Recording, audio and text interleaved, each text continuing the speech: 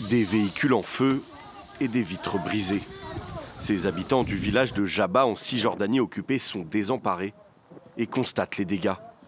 L'attaque s'est produite ce lundi, quelques heures après l'évacuation par les autorités israéliennes d'un avant-poste de colons dans la même zone.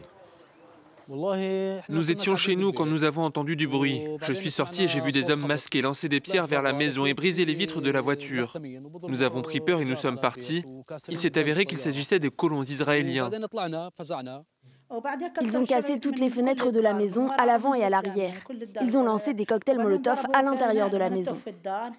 Plus de 260 attaques de colons israéliens ont été enregistrées sur le seul mois d'octobre 2025, selon le Bureau de coordination des affaires humanitaires de l'ONU. C'est plus que durant n'importe quel autre mois depuis 2006.